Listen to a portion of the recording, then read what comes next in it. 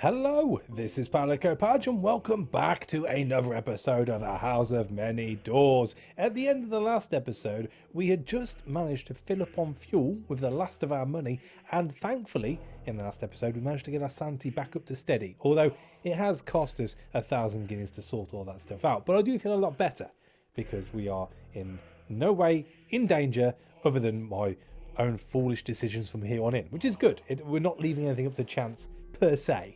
On this episode, I figured we would go straight down to Founder's Fire by going a little bit to the right, then a little bit down, hit Founder's Fire, give the note to Bia from the Prince's Heart, and then head back to the capital. And that's where I'm hoping to finish this episode. As you know, with this game and any game, it is very easy to get sidetracked.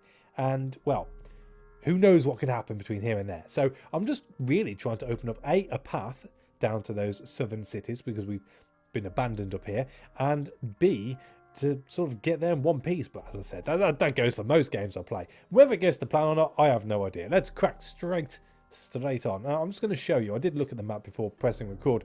We are up here.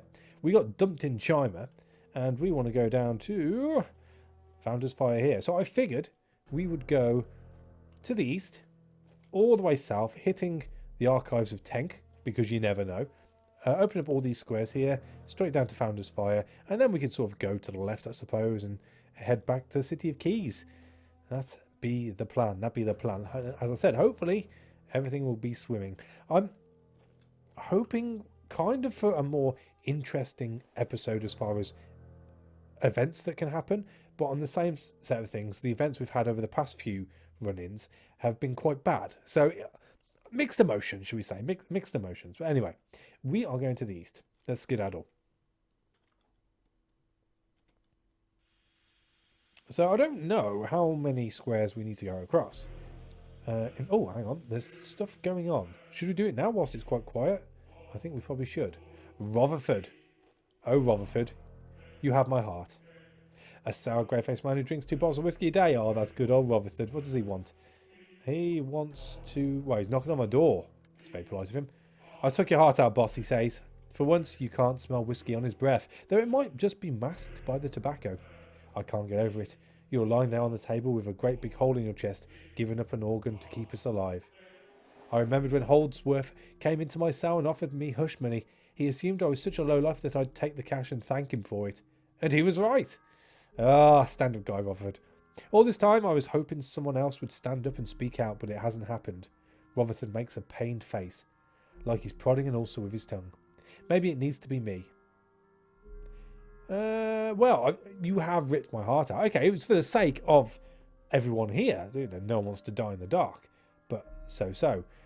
I suppose you didn't kill me, and from what I gather, I've got no infection, so you didn't spill any ash or alcohol into me, so that's good. So yeah, maybe it does fall onto you. I made a resolution, says Rotherford. I've surrendered to the hideous impulse to give a shit. Ah, my man. He's got a conscience after all. I need you to take me to the City of Masks. That's where the association's headquarters are. I'll go in there, get the evidence I need, and go to a much more fearsome authority than the City Watch. The newspapers. Oh, he offers you a cigarette. Well, that's it then. I'm guessing we're going to be going to the City of Masks. Is that on my way? That is the question. That'd be the question. Let's consult the map. I have no idea where any of these things are at the moment. I'd like to think it's going to be...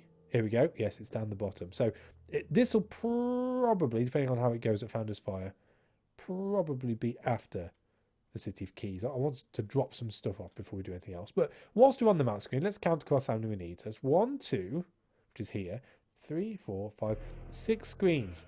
Let's see if I can count. Oh, hang on a sec. What do I want to say? I dream of clocks again. No, I'm good. I am good. Peaceful sleep for once. How is that? Esoterica is not very high. I'm thinking about putting my apprehensions into the Esoterica. Graft and Guts is good. Spirit's low. Grit's very low. Grit's not good at all. That's fighting stats. I'll tell you what, let's put it into Esoterica. So we want to sort through our files twice. That'll take us up to 40.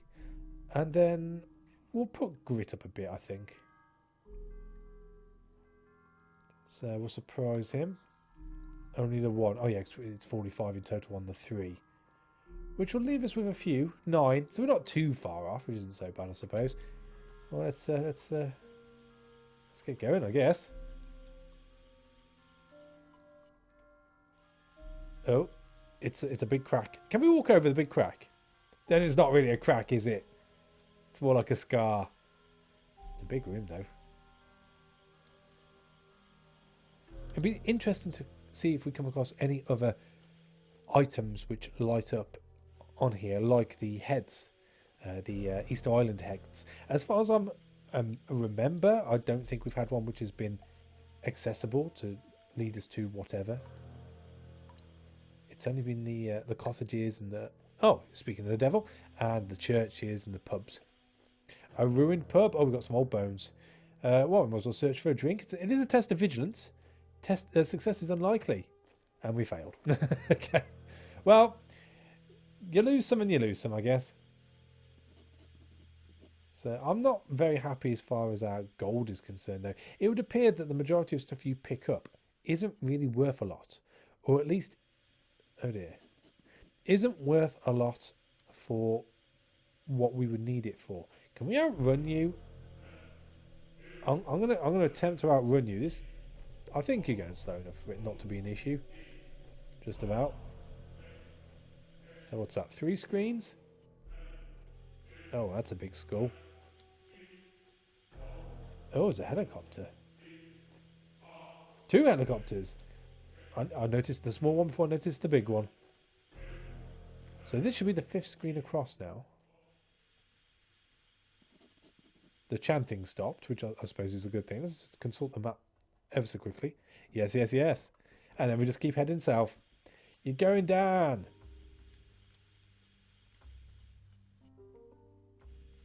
So we're back to the sort of spooky music.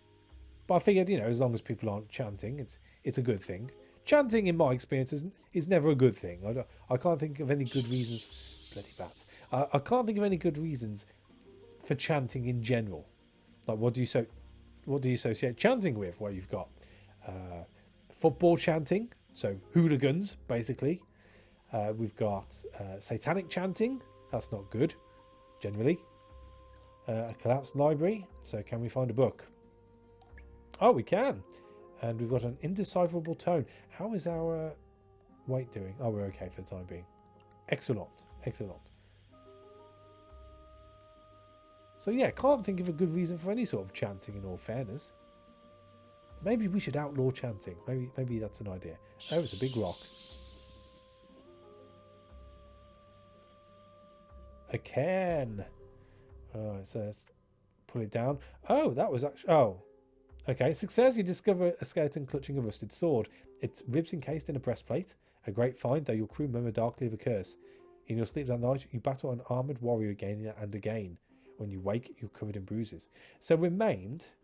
We've lost sanity, that's fine. We've got a historical curio and some more old bones. I'm going to say our cargo's got to be getting high. So, how damaged am I? It says I'm maimed. I figured that's not good. But how maimed? That is the question. How maimed am I? I presume it's not that bad. I don't think there's any way of seeing. Oh, it's the eyes. Oh, lordy, it's a big pink tank. We might have to go off-piste here. Unless we can lose them around the big rock. Oh, we can. And there's a well. So, what do you want to do? Stare down the well or draw up the bucket? Let's stare down the well. Oh, after a long time, you manage to look away. You feel emptier than before. So we've got the divine scrutiny of Abjah. That can't be good. Surely, that can't be good. Scrutiny, again. Not good. Generally, not good. Oh, what have we got now? You coming at me, bro?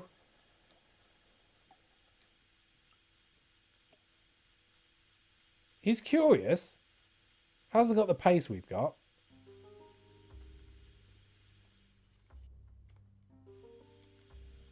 And a very empty room with only a bone in. Oh, well. Maybe a little bit more.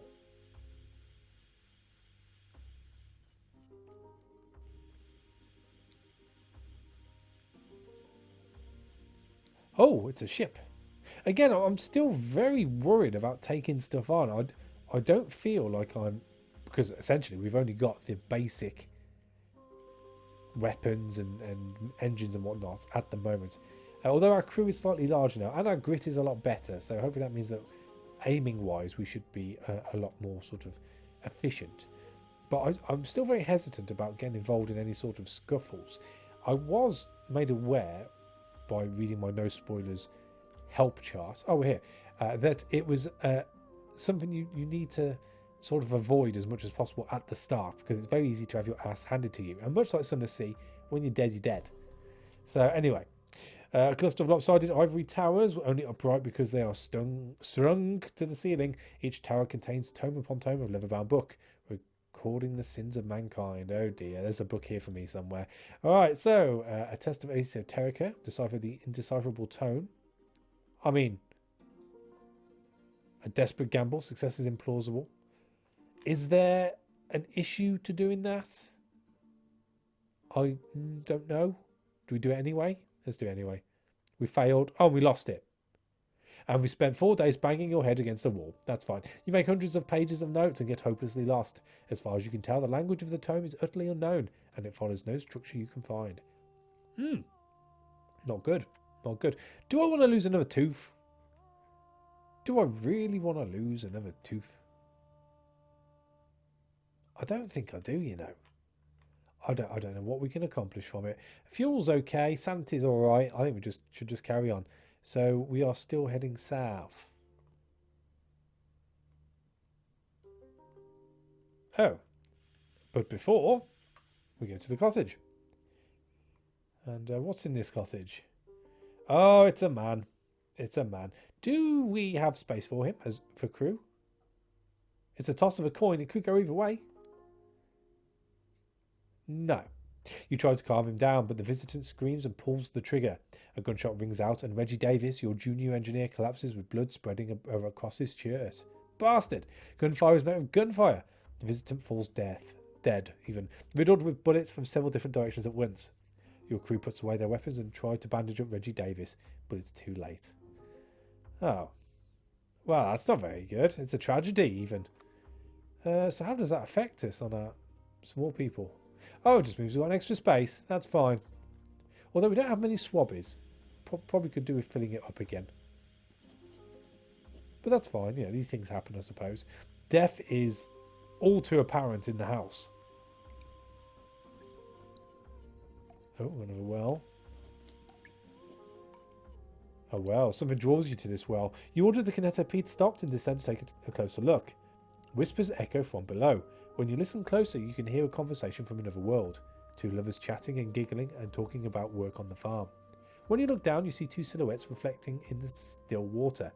A blue sky above them. Then the water shimmers and the illusion breaks. So we've got a glimpse of another world. Scuttle onward, that conversation replays in your mind. So young, so innocent.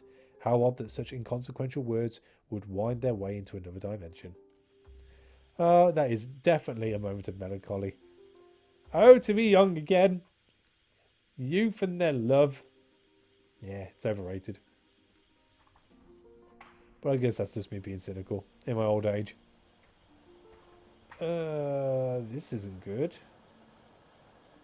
Can we lose him on the rock again? Oh, that was a close one. Squeaky bum time.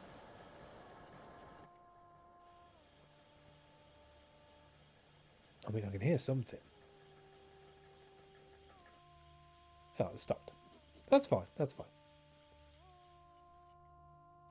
Is it worth checking to see how far south we've gone? I'm pretty sure we're on the right route. Let's do it now whilst it's quiet. So yeah, we're doing alright. We've got a fair few to go though. Fair few. Oh, it's another pink one. I mean, is it worth going to the City of Masks before we go back to the City of Keys with Rotherford wanting to expose what's going on to the papers? That says to me that we're probably going to have to go back to the City of Keys anyway afterwards. Oh, it's gone very pink. Well, I say pink. It's a hue of pink rather than very pink. That was just me being a bit over dramatic, I feel.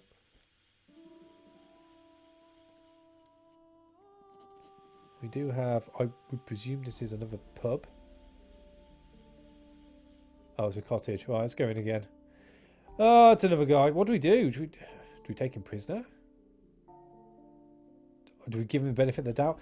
I tell you, what's the chances of us having 2 prisoners shoot 2 of our crew? I think the chance of that is very low. I'm feeling good about this one. I think we're going to be all right. We did all right. After much gentle cajoling, the visitor finally puts down his rifle. He agrees to join your crew. He doesn't have any better options after all. And he shall be a engineer. Yes, yes, yes. So we've filled up our engineer slot again. I'm sorry, Reggie Davis. You were easily replaced. Cottage. Pub again. Test of vigilance. Search for a drink. Oh, I could do with a drink right now. We passed. You climb down into the dark and dusty wine cellar. The bottles are all smashed or looted. Just as you're about to give up and go back upstairs, you hear a strange noise. It's not the usual kind of strange noise that the house likes to throw at you. Screeches, whispers, ghostly laughter. Instead, it's a pleasant hubbub from above. A singing and a murmuring and a clinking of glasses. Somehow that's much more unnerving. You pause for a moment listening. Then you climb back upstairs to investigate. And just for a moment, you see a pub bustling with patrons, warm and bright and merry. And then it fades, back into its cold, ruinous emptiness. Silence settles once more. I don't know how that is actually good. I don't understand how that is as passing a challenge. I wanted a drink. We were there to look for a drink. And all we found was a haunting vision. I mean, I don't like to put prices on things, but I'd like to think that, you know, we've got the bum end of the deal there. But hey, it is Crab Day the 2nd of Quietus 1823. Anything's possible. Oh, we've got a fountain. A ruined fountain. A mildewy fountain from another world. A chubby statue stands in the centre with an upturned jug, gazing at you moronically. The water at the base of the fountain is still crystal clear. Oh, well, let's gaze into it, I suppose. We've got a haunting vision. Your affection shimmers, splinters. It reforms as a grinning skeleton and a blood-dripping heart stuffed crudely into its left eye socket. You fall back, startled. I'm pretty sure that's what happened just last time, so that's more deja vu than anything, rather than a haunting vision.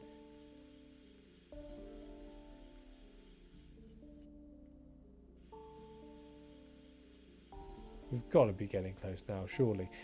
If I remember rightly, doesn't Founders Fire do cheap fuel? I'm pretty sure it does. Pretty sure. Wow, big room. But I would really like to get some money together just so I can upgrade this kinetopede, and we can actually start taking on some people, because I'm running away like a damn coward right now. There we go, Founders Fire. Right, so do I want to tell the Eye about the Heart's true whereabouts? I don't think I want to do that right now. I'm going to talk to Bea first. So return to Bea and deliver a message from the heart. From the heart. You found him for her in the end, though he didn't make it easy. She meets you at the same cafe where she brought you tea. You explain the situation to her, then hand her the heart's letter and wait.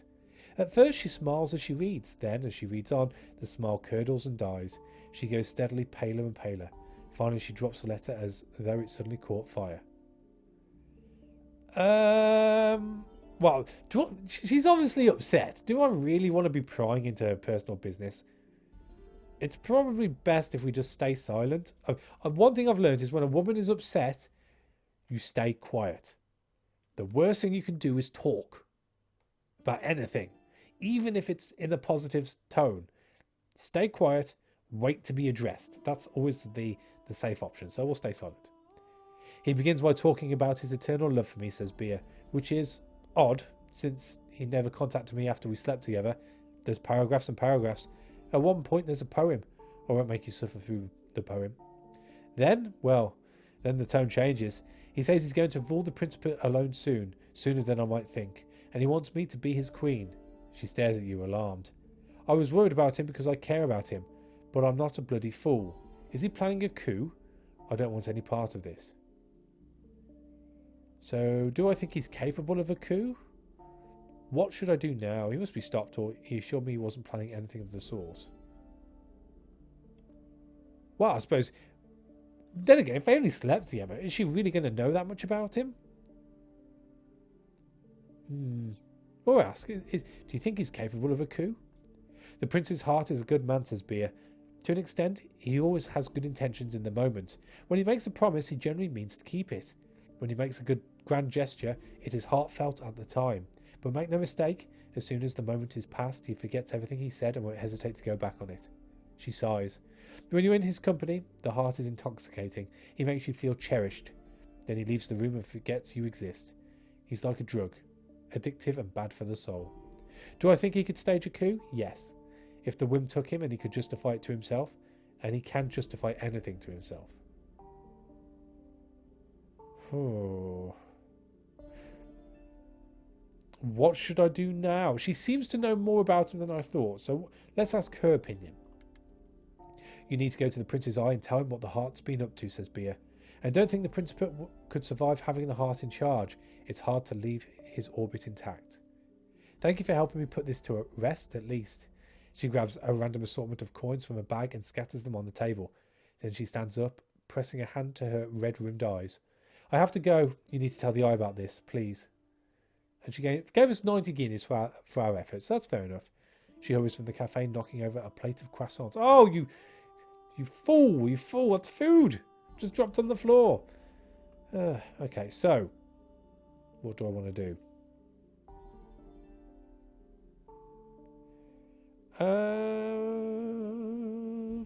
I think we should probably dob him in. I think that's the safe thing to do. He does seem a bit flitty. And let's face it, I've chased him around half the bloody house. So, yeah, let's tell the Eye. Let's tell the Eye. The Eye listens to your story in silence, stirring his cement-thick coffee. When you are finished, he stares out the window for some time. Follow me, he says finally. He escorts you to a waiting dirigible. It ascends towards the tower of billowing silk, while the Eye sits by your side and gently dozes. Oh, I'm glad someone's relaxed around here. As the dirigible levels with the floating tower, a banner of taffeta unfurls to meet you, forming a fluttering bridge carpet. When you step out onto it, it feels like solid ground. Inside the tower, it looks almost like a normal palace. Chandeliers hang from the ceiling, censers puff incense-laden clouds. The walls are covered in portraits of a handsome young man you assume must be the prince. But walls, ceiling, floor, everything is silk. Rippling, ephemeral, big word. Occasionally the wall will billow up and flash you like a sickening glimpse of the city miles below. Finally you stop before a set of heavy gold curtains, guarded by a dozen armoured, imprisoned bronze men. The prince is waiting, says the Eye, and steps into the throne room beyond. Okay, we've got a breathtaking spectacle. Nice. Part the curtains! The prince sits on a throne of gold and marble, a glittering jewelled crown upon his withered head, dressed in robes of crimson silk and ermine. He is mouthless, skin stretching featurelessly between his chin and nostrils. Eyeless too, hollow sockets gazing blankly at the ceiling. His arms end at the elbows. A dozen tubes are inserted into him, pumping various liquids in or out. His breathing is shallow and ragged. He has nothing to speak with, and nothing to write with, but the Eye seems to know what he wants to say. You are to be recommended for bringing this matter to our attention, says the Eye. The heart is clearly entertaining delusions of personhood unfit for an organ of the state. Rest assured that he will be captured and swiftly returned to the prince's ribcage. Okay, I think. A servant hurries into the throne room with your reward. Oh. A chest of glittering coins and a clockwork musical box that plays tinkling songs from other worlds. Those who service well are duly rewarded, says the Eye. Remember that. Until now, the prince has been as silent and unmoving as a block of wood.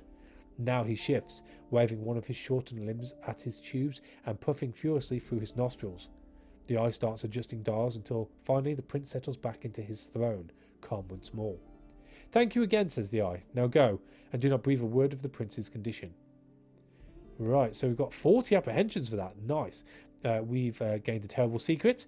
900 guineas. Awesome. and an occult relic. You return to the waiting dirigible. Founder's fire lays out beneath you like a carpet as you descend. Not bad. Well, whilst we're here, we might as well gather some news. Nothing particularly interesting there. We can delve into the Founder. The fires of the Founder will roar, devouring the darkness above, but not the darkness below. The Founder is not open to just anyone. To conduct a delve, you must spend 1 reputation of the 6-fold Principate.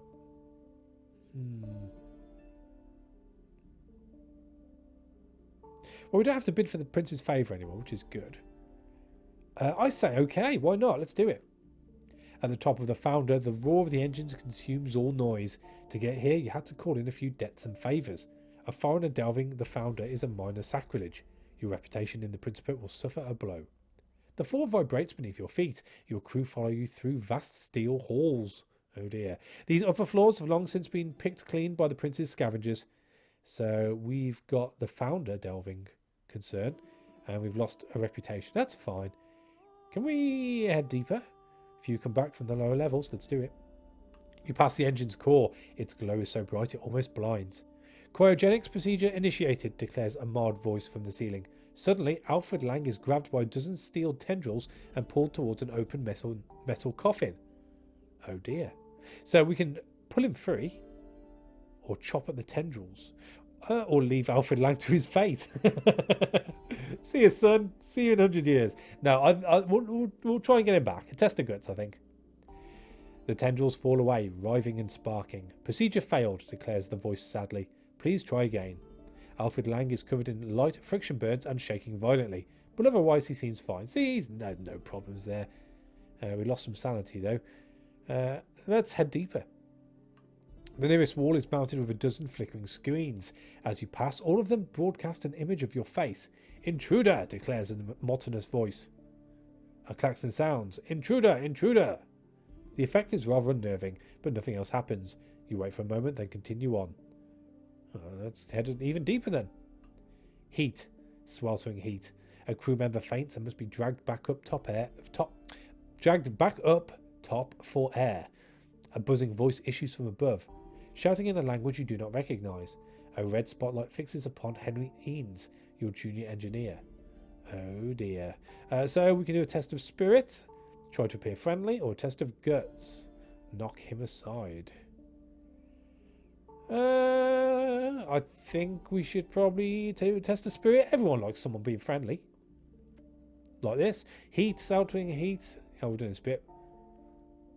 Keeping your voice calm, you tell the disembodied voice that you are friendly in as many languages as you know. After a moment of whirring contemplation, the red light blinks off and Henry Eanes breathes a sigh of relief. So we've lost some more sanity, that's fine. Let's head even deeper, I guess. The door hisses open as you approach, belching cold vapour. Have a nice day, it commands. You have reached the end of the first floor. A nearby glass column has smashed open, rusting the metal with spilled contents. You find a wrinkled thing with teeth curled up in the puddle, ancient and mummified. You have fully explored the first floor of the Founder. In future delves, you will be able to return straight to here. Oh, okay. This is a save point, if you will. That's awesome. We've got a thrilling yarn and a primordial oddity. That might be good for the museum. And I think we better call it there. We don't want to push our luck. Our sanity is down at the moment. Do I rest and recover? We've got the monies to do it, haven't we? Let's rest and recover. So yeah, that's fine. Nothing to worry about there. Unhinged, anxious, steady. Good. Good. And I think we shall leave it there. There's a few things extra we can do, like pondering out unsettling conjectures, which is interesting. Although there is stuff to be lost, which is, as I say, I'm very hesitant about losing stuff because I'm never quite sure when you're going to need them. But I'll look into that at some point. But for this time around, thank you for watching. As always, a like is appreciated, and I'll catch you on the next one. Take it easy.